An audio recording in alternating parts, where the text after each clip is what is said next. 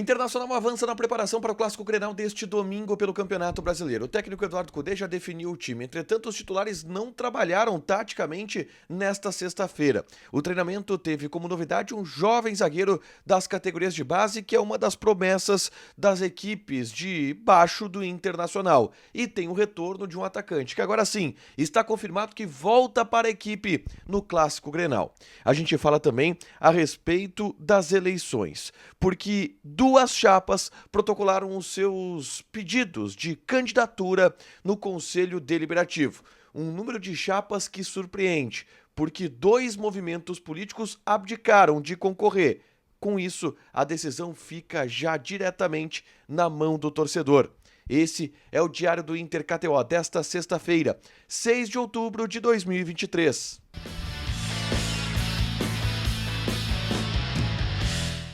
Tudo bem, gente? Obrigado pela participação aqui. Não esquece de deixar teu like, te inscrever, de ativar as notificações. Bora falar do Internacional aqui na Dupla. Nesse vídeo, um resumo do que de mais importante aconteceu no noticiário colorado ao longo desta sexta-feira. Vamos começar falando sobre o treinamento com os portões fechados que aconteceu na tarde dessa sexta-feira no CT Parque Gigante. Na verdade, pela primeira vez, depois de muito tempo, o Inter abriu o portão da atividade, mas foi por pouquíssimo tempo, é verdade.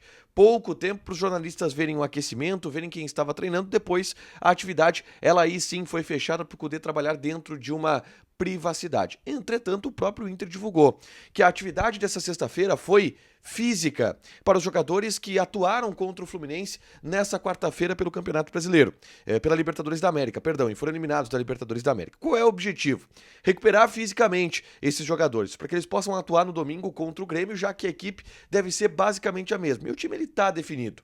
Rocher no gol, Bustos, Vitão, Mercado, René, Johnny Arangues, Maurício, Wanderson, Alan Patrick e Ener Valencia. Essa escalação do Internacional para encarar o Inter para encarar o Grêmio no clássico Grenal deste domingo pelo Campeonato Brasileiro, o Grenal 440, tá? Se o time titular está definido, existem algumas novidades do treino que a gente precisa atualizar aqui. Uma delas é Pedro Henrique. O Pedro Henrique de novo treinou normalmente no CT Parque Gigante, já sem a proteção no braço que ele operou, e fica à disposição de Eduardo Cudê para o Clássico Grenal desse domingo. O que levanta um questionamento. Será que o Pedro Henrique não poderia ter jogado o jogo contra o Fluminense? Se agora contra o Grêmio ele está à disposição, ele não poderia ter forçado um pouquinho e ido para o banco na quarta-feira, já que o Inter sentiu a ausência de um jogador de velocidade? Uma pergunta que talvez a gente possa fazer para o Cudê ao longo dos próximos dias. Mas o Pedro Henrique vai estar relacionado para o Clássico Grenal deste domingo e vai pelo menos para o banco de reservas.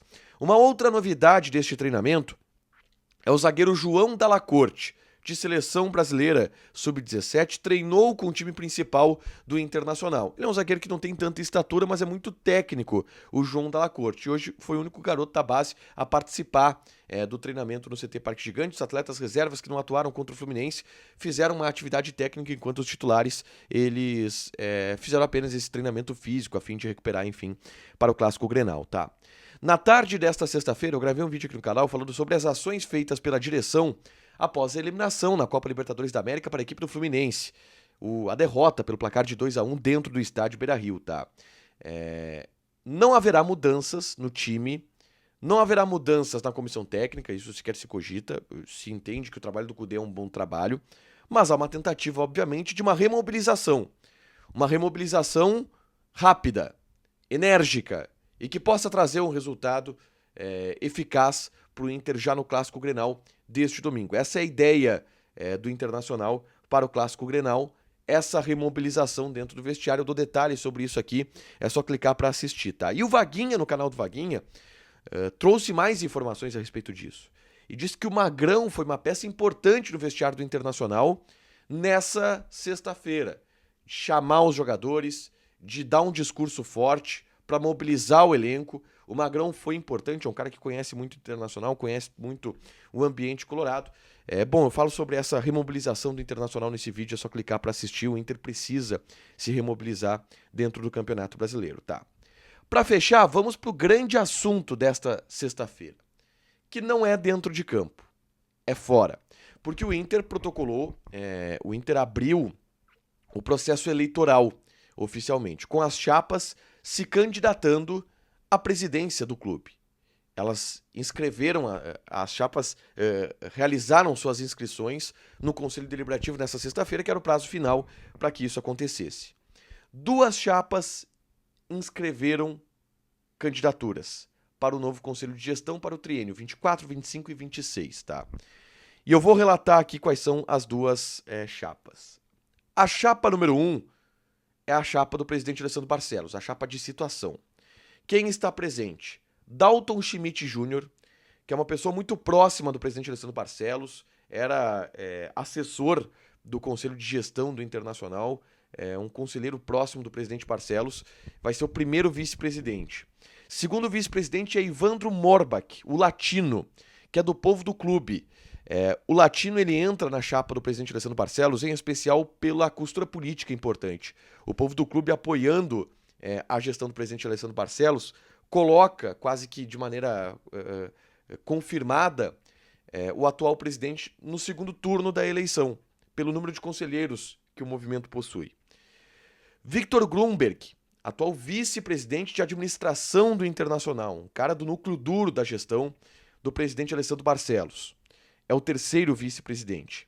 E o Miguel de Sampaio Danino, um cara que veio da arquibancada, veio de torcidas organizadas, era diretor de torcidas do Internacional nessa gestão e aparece como o 4º vice-presidente. Essa é a chapa do presidente Alessandro Barcelos, que vai buscar sua reeleição. Uma chapa mais jovem do que a chapa que ele se elegeu há 3 anos, tá?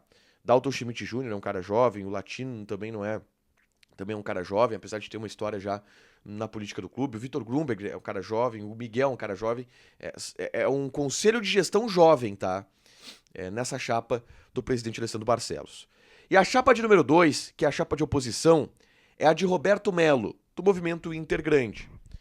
Estão Roberto Melo, candidato a presidente, primeiro vice-presidente Léo Moura Centeno Júnior, que foi vice-presidente de administração em um mandato do presidente Marcelo Medeiros, Luciana Paulo Gomes é a segunda vice-presidente, Mauri Luiz da Silva, ex-vice-presidente do clube, já é o candidato a terceiro vice-presidente, e Ginter Spold, que foi candidato à presidência nas últimas eleições, é o 4º vice-presidente.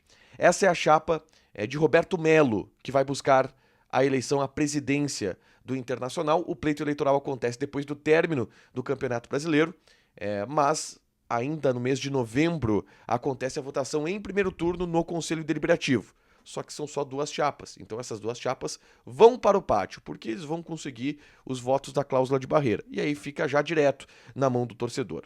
Por que só 2 chapas? Porque outros movimentos políticos abdicaram de concorrer. Um deles é o do José Aquino Flores de Camargo, que disputou o segundo turno, inclusive, da última eleição, com o presidente Alessandro Barcelos e sempre fez uma oposição dura à atual gestão do Internacional. Eles optaram por não inscrever uma candidatura. E um outro movimento político, que também optou por não inscrever candidatura, é o do ex-presidente Marcelo Medeiros, que se descolou do MIG, do Movimento Intergrande, que agora vai ser encabeçado pelo Roberto Melo nessas eleições, e se cogitou que lançasse uma candidatura de um grupo político do presidente Marcelo Medeiros, mas isso acabou não acontecendo. O que chamou a atenção de muita gente, porque praticamente se definiu algo que nos bastidores foi muito costurado, foi muito debatido. O segundo turno da eleição está definido. É presidente Barcelos contra Roberto Melo. Não haverá praticamente primeiro turno, só haverá um primeiro turno protocolar no Conselho Deliberativo. E é o sócio quem vai decidir, depois do Campeonato Brasileiro, quem será o presidente do Internacional para o próximo triênio. Programado, isso é bom, porque só vai ter eleição de fato, já que o primeiro turno ele vai ser simbólico, com a bola parada, depois do término do Campeonato Brasileiro. Isso é algo positivo, porque a política vai demorar para as eleições entrarem de fato no noticiário, em função de não haver um primeiro turno. Para fechar, gente, vamos falar aqui de KTO, tá? Nesse sábado temos aqui Real Madrid e Osasuna. Odd do Real Madrid 1.32, empate 5.5, Osasuna tá pagando 9. E temos Campeonato Brasileiro, por exemplo, Corinthians e Flamengo. Odd do Corinthians 3.1, empate 3.14, Flamengo 2.42. Joga na KTO, te registra, coloca o cupom ADUPLA que tu ganha 20% de bônus em cima do teu primeiro depósito. Fechado? Deixa teu like, te inscreve, ativa as notificações que vai ter mais conteúdo aqui no canal. Beijo!